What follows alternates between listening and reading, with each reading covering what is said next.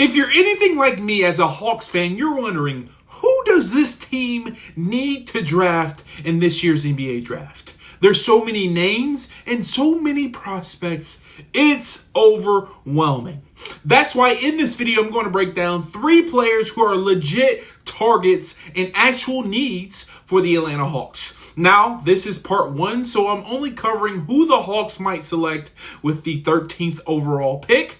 And if you want to hear about the 22nd overall pick, you have to stick around for part 2.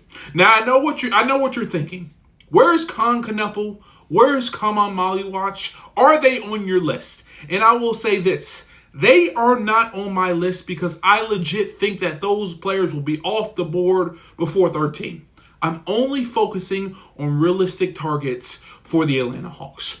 Now, before I dive in, let's talk about the needs for the Atlanta Hawks, because it just isn't about just true talent. It's also about filling gaps. Now, the Hawks need front court depth. That was a major weakness for them down the stretch. With Jalen Johnson, Larry Nance Jr., Clint Capella, and others out of the lineup, we were relying on Dominic Barlow and Terrence Mann to hold down the posts. Now, I love those guys, but they aren't defensive anchors, especially in the post. And these are the glaring needs that the Hawks need to address early. And let's not forget, you cannot have too much wing depth. I'm talking about those long, athletic, kind of tweener guys who can guard between 3 and 4, maybe switch onto 2 and 5. Now, I know most of you may say, we need some backup for Big O. And you're right. But I will say this. There are plenty of bigs in this year's draft, and you can get one later. So, with that in mind, here are the 3 players I believe the Hawks should draft at pick number 13. Number 1, Collin Murray-Boyles out of South Carolina. He's 6'8", 239 pounds with a 7'1" wingspan. This dude is huge. He averaged 16.8 points, 8.3 boards, and nearly 3 combined steals and blocks, and he shot at a ridiculous 58.6% from the field. He was huge, and he was asked to do a lot, and he pretty much did it. Now, this two-way monster was South Carolina's defensive anchors, and he was the guy that they relied on the most. He can guard multiple positions. He's smart, and he plays like a true connector. People for lazy takes have compared him to Draymond Green, and I get it. Same size, same smarts, and a little bit more athletic. But for the Atlanta Hawks, he gives a reliable defender in the second unit, a rebounder, a short roll passer, and most importantly, a guy who's ready to contribute right now. Now, the second player is Carter Bryant from Arizona. This guy is athletic, and when I say athletic, he's athletic. He's 6'7", 225 pounds with a 7-foot wingspan and a 39.5-inch vert. That's elite stuff. As a freshman, he shot 37% from 3. He averaged 6.5 points and 4 boards in limited minutes. But don't be fooled, this guy can hoop. He didn't play as much because they used him as a 6-man, and they pretty much, in my opinion, they underutilized him. Now, he's not just a 3-and-D guy.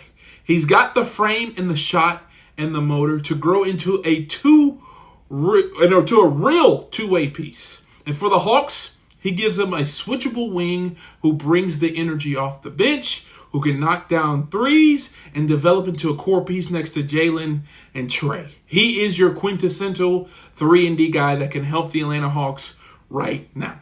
Now, the third person is Noa Essengue from France. This one might be underneath the radar, but I love his upside.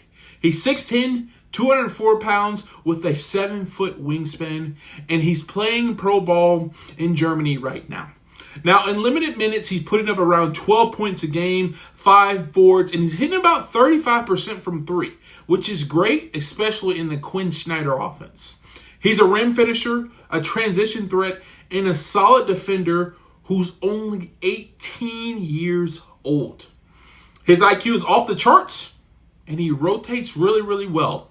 And for the Atlanta Hawks, he gives them that high upside stretch 4 or 5 who could be a real steal if developed properly. I see some Chet Holmgren in his game, kind of skinny, longer guys who have the ability to shoot the 3 and play defense. Now to wrap up, those are the 3 guys that I think the Hawks should consider to pick at 13. Collin Murray-Boyles, defense, rebounding, and playmaking. Bryant, athletic wing who can shoot and defend. And Noa Essengue, young mobile big with 2-way upside. All 3 fill the real needs of the Atlanta Hawks, and all 3 fit their timeline, and all 3 are realistic options for the Hawks at the 13th pick. Now, if you like this breakdown, do me a favor, go hit the subscribe and a thumb up on this video because part 2 is coming next, and I'll be breaking down who the Hawks could select with their 22nd overall pick. But please, let me know in the comments who you think the Atlanta Hawks should select at number 13. See if I'm right or see if you have someone different. But if you enjoyed this video, please do me a favor, like I mentioned, hit the thumbs up, and turn on the post notifications. And like always, peace.